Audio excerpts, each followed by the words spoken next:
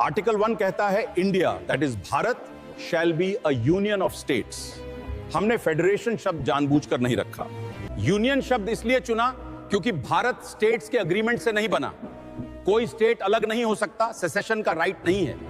मैंने 562 princely states को India में मर्ज किया। अब आर्टिकल 1 के तहत इंडिया एक इंडिस्ट्रक्टिबल यूनियन बन गया है। मैं स्टेट्स मिनिस्ट्री का सेक्रेटरी हूं। इंस्ट्रूमेंट ऑफ एक्सेशन पर साइन करवाकर हमने सभी रियासतों को भारत का हिस्सा बनाया। आर्टिकल 2 पार्लियामेंट को पावर देता है कि वो नई टेरिटरीज को इंडिया में एडमिट कर सकती है या नए स्टेट्स बना सकती है। 1954 में फ्रेंच टेरिटरीज जैसे पौंडीचेरी और 1961 में गोवा डेमन दीव को इंडिया में मर्ज किया गया। यही आर्टिकल 2 की पावर है। आर्टिकल 3 सबसे इंपॉर्टेंट है। पार्लियामेंट किसी स्टेट की बाउंड्री बदल सकती है, नाम बदल सकती है, नया स्टेट बना सकती है या 2 स्टेट्स मर्ज कर सकती है।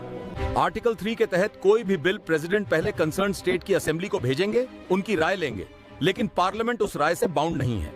मैं पोट्टी श्रीरामुलु हूँ। मैं तेलुगु स्पीकिंग पीपल के लिए अलग स्टेट की मांग में फास्ट कर रहा हूँ। 58 दिन के बाद मेरी जान चली जाएगी। पोट्टी श्रीरामुलु की डेथ के बाद लिंग्विस्टिक स्टेट्स की मांग तेज हो गई।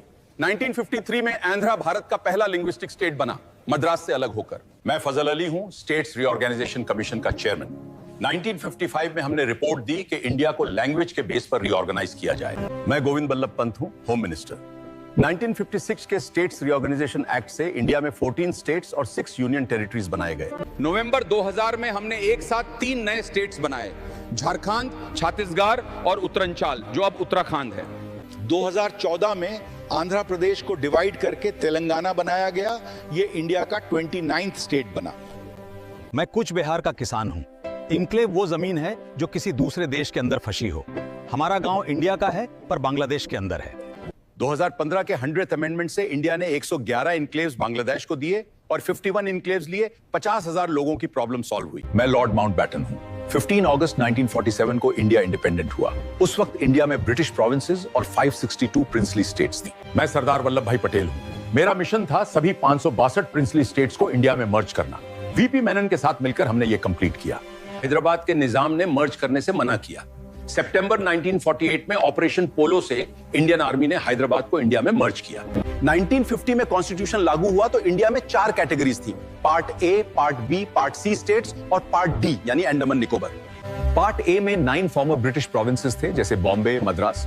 पार्ट बी में 8 फॉर्मर प्रिंसली स्टेट्स थे जैसे हैदराबाद, मैसूर, जम्मू कश्मीर। पार्ट सी में 10 चीफ कमिश्नर एरियाज थे जैसे दिल्ली, आजमर, कोर्ग। पार्ट डी में सिर्फ अंडमान एंड निकोबार आइलैंड्स था। मैं पोट्टी श्रीरामुलु हूँ। तेलुगु स्पीकिंग लोगों के लिए अलग स्टेट की मांग में मैंने अक्टूबर 1952 में फास्ट शुरू किया। ये 58 दिन चलेगा। श्रीरामुलु जी की डेथ के बाद पूरे साउथ में रायट्स हुए। मजबूर होकर 1953 में हमने आंध्रा बनाया। ये पहला लिंग्विस्टिक स्टेट था। मैं फजल अली हूं। दिसंबर 1953 में स्टेट्स रीऑर्गेनाइजेशन कमीशन बनी। मैं चेयरमैन हूं। KM पनिक्कर और HN कुंजरू मेरे साथ मेंबर्स हैं। हमने 1955 में रिपोर्ट दी। हमने कहा कि 1 लैंग्वेज 1 स्टेट का फॉर्मूला प्रैक्टिकल नहीं है, लेकिन लैंग्वेज को प्राइमरी बेसिस बनाया जा सकता है। मैं गोविंद बल्लभ पंत हूं, होम मिनिस्टर। 1950 का स्टेट्स रीऑर्गेनाइजेशन एक्ट सबसे बड़ा रिफॉर्म था। इससे 14 स्टेट्स और 6 यूनियन टेरिटरीज बने। साथ ही 7th कॉन्स्टिट्यूशनल अमेंडमेंट से part A, B, C, D का सिस्टम खत्म किया गया।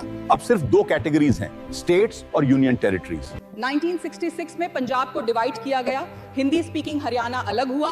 चंडीगढ़ दोनों स्टेट्स की शेयर्ड कैपिटल और यूटी बना। 1971 में मणिपुर और त्रिपुरा को फुल स्टेटहुड मिली। 1972 में मेघालय, मिजोरम और अरुणाचल प्रदेश को अलग पहचान दी गई। मैं राजीव गांधी हूं। 1987 हिस्टोरिक ईयर था। गोवा भारत का 25th स्टेट बना। मिजोरम और अरुणाचल प्रदेश को भी फुल स्टेटहुड दी गई। अगस्त 2019 में आर्टिकल 370 हटाकर जम्मू कश्मीर को 2 यूनियन टेरिटरीज में बांटा, JNK विद लेजिस्लेचर और लद्दाख विदाउट लेजिस्लेचर।